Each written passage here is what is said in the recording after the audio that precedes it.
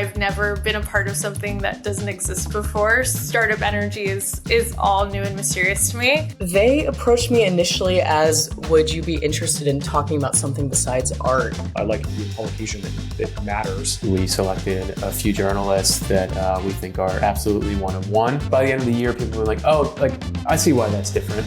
Man, this didn't exist and now it does, and now I like really get it.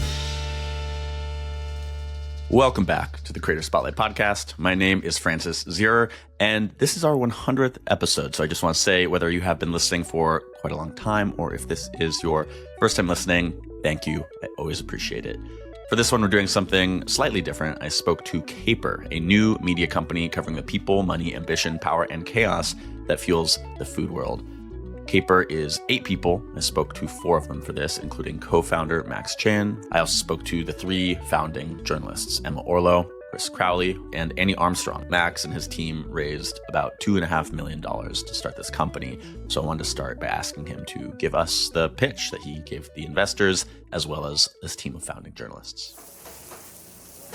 I started personally just to get a bit of pattern recognition kind of kicking in, which I think was interesting and maybe unique, but maybe not, or maybe just a tiny bit early. And it was that on the consumer side, I just felt like there wasn't a singular brand like consistently telling like great stories around the industry of food and restaurants and hospitality. I felt like it would pop up, certainly New York and the Times, great stories there, from time to time, but not just like total dedication to the space. And instead I was finding I was just reading a lot of criticism and reviews and service journalism about, more of utility, like how, where to get the best, ramen in your neighborhood or something like that. And so I was like, okay, like that's sort of interesting. And the pattern recognition kind of reminded me of sports media in kind of 2016, 17 when Athletic was getting going, where like there was sort of this, I feel like sports media had devolved a bit into a lot of lists and rankings to chase the SEO, drip, and like just feed that machine. And again, like the capital J journalism and the smart storytelling in the space just wasn't registering for search. And so media companies were going away from it. And so much of it, I think in today's world, at least before Google kind of changed the whole game of optimization, was like everything in food media for so long has been best this, very declarative statements that are friendly to SEO, listicles, restaurant reviews. And with so much of the optimization of the content, I think we really lost sight of what makes an interesting story and what readers actually want to read, and will get readers to come to your website in a deeper way than just finding it through search. And their whole idea was like, do none of the listicles, none of the reviews, only do, in-depth reporting, New York first, but like with a wider lens on the business side of restaurants. And it was really appealing to me as someone who was really kind of stuck in the doldrums of that world at the end. So Max sees this gap in the market for food media. He has this very specific audience in mind, not casual diners, but prosumers, people obsessed enough with restaurants to want to understand the stories behind them, the power, the ambition, the money, all of that. If we are speaking to the industry in the right way and covering the industry independently and fairly and giving it its space in new ways, I really think there is a class of non-industry professional that, dines for sport, so to speak, that will just find this absolutely fascinating. And the knowledge base they'll be able to leverage to give them greater intimacy with the places they go and eat at. At the end of the day, it's not about the food, in ways. I mean, it's about the food too, certainly, but the food's the B-roll is, kind of the way we think about it. And rather it's the business, it's the art, it's the media, media on food media, which is sort of a really interesting category to think about. Maybe it's bigger than media on media, even in a funny way. The real estate, I mean, inherently, like, maybe this industry is the real estate's so important. So Annie was at ArtNet for 4 years. She wrote Wet Paint, Gossip Column, very popular in the art world. She never covered food explicitly. So I asked her the differences and similarities between the industries and the way she can cover these industries. I think that the restaurant industry has a really different relationship with power than art does. Art really wants to see itself as exclusive and rarefied and like tough and like just for a few people. Like there's probably a lot of art people that would be upset with hearing me say that, but I think it's objectively true. Yeah. And I think that the restaurant industry sees itself as more for the people, and it often is, because anyone can't, I mean, there's a lot that goes with saying this, but like anyone can make a reservation online. Whether you can afford the food is a different topic, but there is like this lower barrier to entry. So I think that has been a bit of an adjustment to me, like with how people in the food industry revere the very powerful is quite different than how people in the art industry revere the very powerful. Does that make sense? Yeah, it does. Yeah, say more. I mean, like the perfect person to look at this about is Larry Gagosian. Like, I think that people in the art world love him. You are an art handler earning $20 an hour, and you still think that guy is really cool. I fantasize about being him one day. He's doing good things for the art industry by making us look so exclusive and like high flying and billionaire class. And I think that the equivalent to that in the food industry would not say the same thing. Like, I don't necessarily think that it has the same relationship between like a server feeling that way about like a very powerful restaurateur. Yeah. I think there's more chips on the shoulders. There's more chips on the shoulders. Yeah, I guess so. And I think that because the industry of art is so based on belief, like it's a belief-based economy, and food is like pretty objective in its purpose, that changes it too. So Max and his co-founder Dan had this thesis around food media, this gap in the market, this audience waiting to be served, went looking for a few journalists who shared that vision to launch with, to build the company with. And what they offered them was not just a typical salary, but really this tech startup type compensation model that has a salary, has these bonuses, and has equity, which is especially unusual in journalism. So back to the journalists, there's this compensation model here that's really interesting. You practice it at Puck, I believe The Athletic too, but there's a base salary for the founding journalists, a bonus tied to subscription level, company level goals, and there's equity, right? So it's a kind of a classic tech startup compensation model, right? Which is rare in journalism, but again, you've practiced this at a couple of companies before. Tell me about this and why you believe in this model. Yeah, I mean, it's I think a lot of it started at The Athletic in terms of, base plus bonus off subscription plus equity in the business. And The Athletic, we were based in the Bay. We started in San Francisco. So it just was sort of the normal mode. And we brought that to the journalist class, which it was foreign to. It's still not normal necessarily. But it's a way to keep everyone aligned. We've all got the same North Star in terms of the growth plans and the same sort of incentives that, should we accomplish, we'll all benefit from. We always talk about, even when we were raising for Puck, like the barbell of media, right? And, you sort of have the independents on one end and institutions on the other, and sort of this place in the middle where we've been building, these brands. I think you can generate the best of both worlds in some capacity, where again you're getting as a journalist, you're getting the economic upside and editorial freedom of being independent, right? But you're not totally by yourself and on an island, which is, hard for anyone, any business, right? Just being singular and having to run the business, which is not your core competency, right? It's not the writing. And then again, it's you get some of the creature comforts that you get from the institutional side, right? And I think that's really what we want, the environment we want to foster, and then again, uniting everybody with the same goals.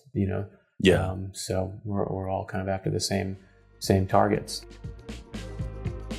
You spent 3 hours recording a video.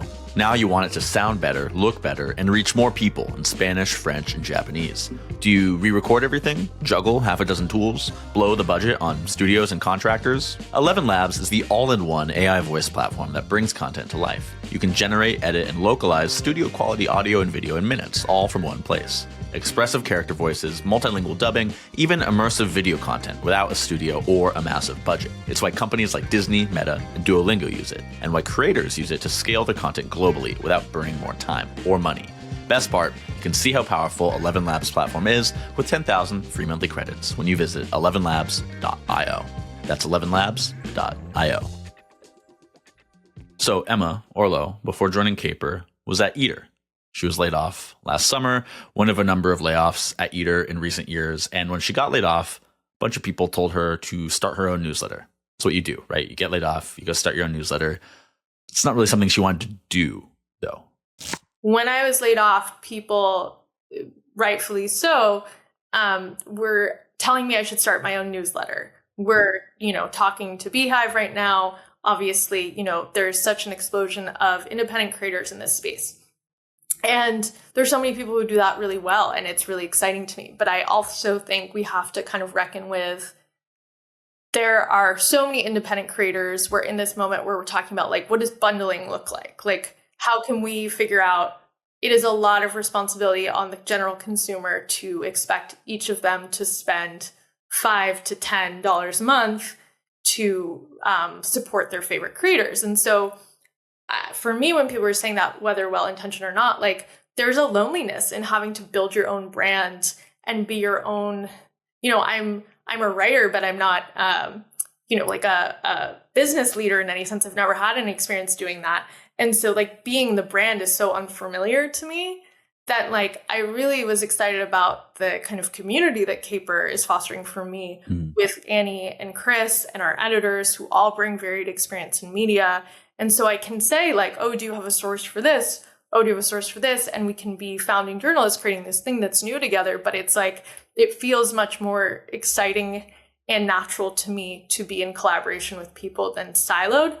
And I think as far as the business goes, it's just a smarter business to have 3 journalists and a growing number with our freelancers that people want to support versus if each of us started our own newsletter.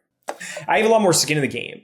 I have an awareness that like the success of the company or the health of the company, like, does actually to some degree or another depend on me. You feel this weight, this incentive where it's very important that you do put out this quality and this consistency, because the company doesn't exist without you doing it, and you don't get to continue doing the work without doing it, if that makes sense. Yeah, you have to give people a reason to subscribe. And like the only reason for someone to subscribe is by putting out good work that they think is worth paying a little bit for. And there's only 3 of us writing, so it's like we're each responsible for that to like a third or something, whatever you want to say. Having skin in the game is making me more competitive with myself and with other publications to be the best possible. And that sounds like a line, but it really is not. Well, that's the idea. That's why these incentive structures exist. Yeah, totally. And I think it just makes us feel like so much more of a team. I've been in newsrooms in the past where it feels like you're competitive with each other internally. And I think that can really muddle what the overarching voice of a publication can be if nobody's feels like they can really talk to each other about their stories or like give feedback that is constructive or even just positive. I think that it makes for a really coherent, I think it will make for a really coherent voice that we are all rooting for each other, because the rising tide will truly lift all boats. We also get a percentage of the revenue that each of us bring in through subscribers at the end of the year. I think that really changes your relationship to the work that you're doing. You know, like you're not just an employee of the company, but like you really have skin in the game to make the company thrive. I think like thinking more strategically about, you know, events, like how we position ourselves as far as Caper living beyond the website, you know, like who are partners that make sense for us. You know, what are brands that we want to align with? Like, certainly that was all happening in behind the scenes of companies I've worked at. And I had feelings about it, but I wasn't really in rooms where I was voicing those things. So it's really an honor to be able to be brought into some of those conversations because, you know, like anything with journalism, it's like we want to learn. I love learning about other people's jobs and learning new skills that I don't have. So it's really been essential to be brought into those conversations. So equity changes the stakes. What's at stake? The ownership for these founding journalists. And it does slightly change the way that they're approaching their work, but it doesn't change what the work is, right? Great reporting, great writing. That's the job, regardless of the compensation model. So I asked them what Caper's journalism looks like in practice and how it's different from the way they've been asked to work or been able to work at their previous roles. I think that's a big part of it. Just not sort of calling something and then abandoning it. It's sort of staying with it. I think that's going back to this chronicling of the industry. I think that's such a big opportunity with food and restaurants is that there's so much interconnectivity actually that and I've experienced this now just firsthand because I've been in the room with you know Emma and Chris and Annie, and they just have an amazing amount of innate knowledge now about the space and the characters. And, you know, they start talking about, you know, a restaurant and then who came from there and who went on to start something else. And then the chefs that were, you know, and where the money came from. And it's an amazing thing to hear. And I'm like, oh, well, that's really, really interesting. And it just seems like sort of, you know, business as usual for you. But for someone who's never heard that before, you're just like, oh my gosh, like this is astonishing. And again, it does give you that intimacy, you know, I think that some of us are after with these establishments. So Chris Crowley spent nearly 11 years at New York Magazine, covered restaurants in this political way. It's really just city reporting, right? It's less about the food, more about the people behind it and these power relationships. For example, his third newsletter here at Caper was about these ICE raid rumors that spread around restaurants and restaurant workers on the Lower East Side recently. The third story I did was about these like rumors that had been rapidly going around the restaurant industry towards the end of January about ICE supposedly raiding a bunch of restaurants on the Lower East Side. And it got really specific. It was like a specific bar back at a specific bar. A handful of places were mentioned. And I found this out because I went to go see someone and she started telling me about it. And it was spreading around in this 1,000-person group chat. And, you know, then I immediately heard from 2 other people. And 2 days later, I'm hearing from someone else who's completely related to everyone else I've heard about it from. You know, I couldn't figure out how it started, but I tried to sort of trace the development of the rumor and how it got around. And none of it was true, right? But what was interesting to me is that the rumors, I think, you know, it was 5 or 6 days after the second shooting in Minneapolis. You know, all of that was like, during that period of watching, like consuming information about Minneapolis reminded me of how I felt in 2020, where I was just like unable to look away from the news and is consuming so much of it. And I think by bringing that up, I'm sort of trying to say is like, I think that people were feeling, it was making people really like afraid. And, you know, it created a sense of paranoia and, you know, but obviously in reporting this, we then led us to actual instances of more people that had been detained by ICE, more restaurant employees who had been detained by ICE that hadn't been previously reported. And so, you know, it was sort of about like the rumors, but the rumors is a way of getting into like the fear.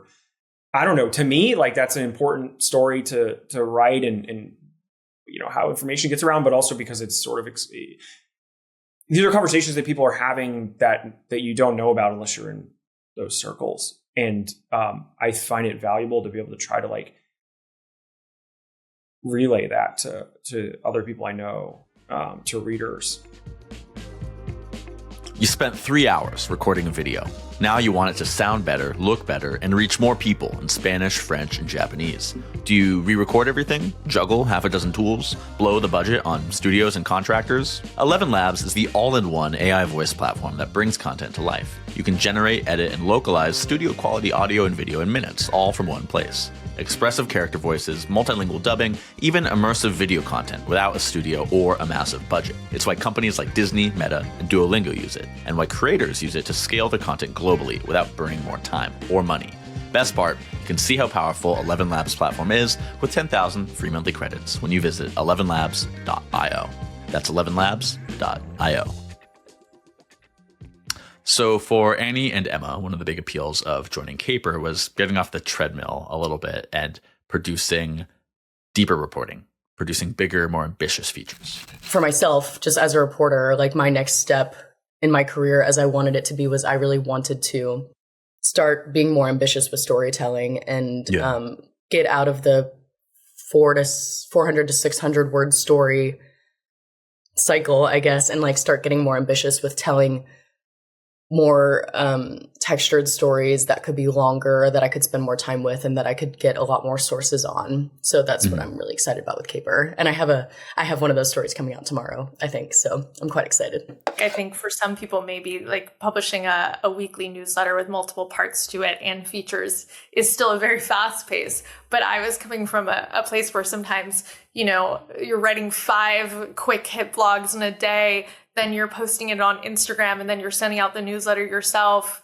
And, you know, and then there's like a map that has to be updated. So in my personal experience, this is a slower cadence. For some people, this is still, you know, news that you're responding to, and it's moving quickly. But that was part of it for me, was like the time to really, you know, sit with the work. I hadn't been doing a lot of features at Eater by the end of it. And, you know, again, our website hasn't launched. So a lot of this is, you know, still being figured out. But that is what we're all aiming for. I'm definitely being more, I have the luxury now to work a little bit more slowly, which has been great. And I think that I'm pretty steadfast in making sure that it remains that way for me for a while, because if I go fast and loose, like I did often with wet paint, and which made wet paint exciting, because I'm still getting to know the industry, I think it could be to my detriment. I just don't want to be uncareful at first. Like, you don't want to burn bridges. Or even just like as I'm learning more about how how the restaurant industry talks about itself, I want to make sure that I'm very familiar with that dialogue before I start. I wouldn't even say throwing stones, but I think before I start even like questioning things. I'm doing a lot more reading in my day than I had been before. I'm doing a lot because I need to. I'm doing a lot more research before I speak to a source, which is very refreshing and makes me feel like I'm new again.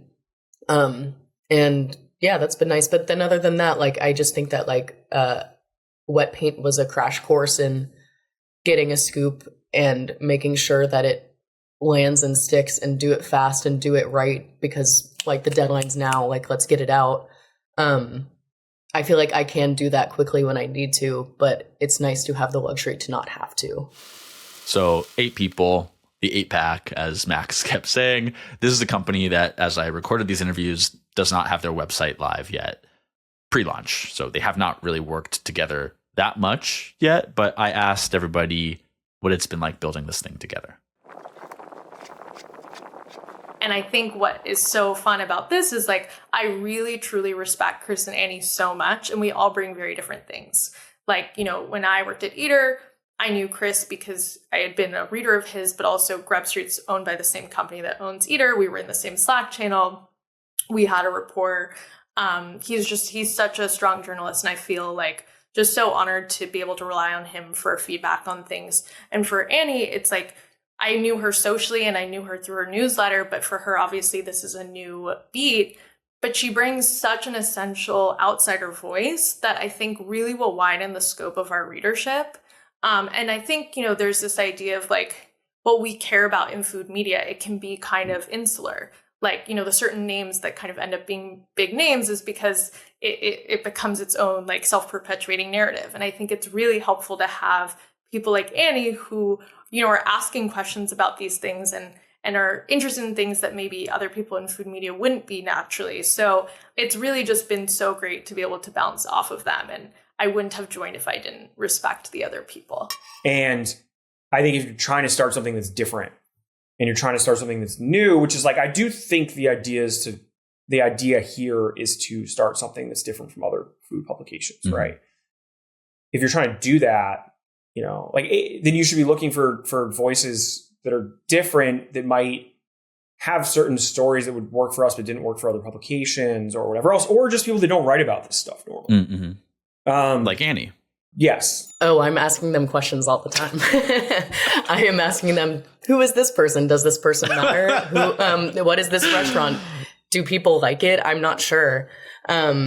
So they have been like incredibly helpful in sort of helping bring me into a lot of the I guess 102 knowledge, which I came in with 101. But I mean, I shouldn't knock myself so much, but they've been incredibly helpful in making sure that I am not falling behind in that way. And yeah, I mean, like hearing their tales from the trenches of food media reporting is fun because the trenches of art media reporting are very different too. So it's nice to connect over what we've learned, our battle scars. So this is not the first time Max has launched a media business, but he is the CEO and co-founder here. I asked him what's keeping him up at night as he prepares to launch. Well, it's driving subscription is tough. That's getting people to pay for anything is always going to be a challenge. And, we've built a lot of funnels and have been fortunate to have some great teams that have, helped drive like a lot of paying subscribers in media. But, that is still art and science, and I wish I could tell you, I think I'm pretty good at looking at a story and being like, that's going to, get people to take out their credit cards and pay for it. But I can't, I can't predict that, a lot of times. And so you don't know, and you just have to start experimenting, and you find lanes. And again, it's betting a lot on the writer voice and them being able to attract audience and find unique stories that no one else is doing. So yeah, certainly building a subscription base is just really, really important. You get that recurring revenue, and it makes, your life a lot easier. Advertising is going to be important as well. Every revenue stream is going to matter here, right? So nothing is really off the table. And again, like providing a space and getting the right connectivity for advertising partners that want to associate with this. So yeah, certainly plenty of things keep me up. But I don't know. I really do relish like this early stage company building. Clearly. Like, I think it just sort of, I don't know, it just kind of agrees with me. It's maybe it's the risk tolerance or sort of the uncertainty that I just actually feel a little bit, maybe just a little bit more comfortable in than some other, people. And so a lot to figure out, certainly, but I just, I think we got the right team. I really do. Yeah. It's like we got the right people in the room. I really, like I said, we have that 8-pack and we all get around a conference table. I'm like, man, this is really just sharp group. Everybody like can do so many things, all high agency, low ego people that are competitive and want to win. And like, not to get like too sappy on you here, but like, that's a pretty great reward just in like the first few months of business. Yeah. Here and just want to make sure I'm supporting them the right way. So success here for Caper is subscriptions, right? It's making money in this first year. It's being able to continue doing this. But I was curious for each of the people I spoke to, what success means on a more personal level for them in this first year. Building really a culturally relevant brand. I think. How do you measure that? Like what will signal that for you? I mean, the numbers will signal it, you know, to some extent, right? But I think being in the zeitgeist and I think really by the end of the year, people were like, oh, like I see why that's different. Yeah. Like that's yeah, it's in food and it's restaurants, hospitality, but man, this didn't exist and now it does, and now I like really get it. Like I kind of feel like that's sort of and again measured that by certainly signups and subscription and the advertising partners that want to be in it. So yeah, I think that have we had some truly great stories come across our table? Are we in the right rooms? Are we connected well and like celebrating a lot of this industry? I think that's part of it too. Like we're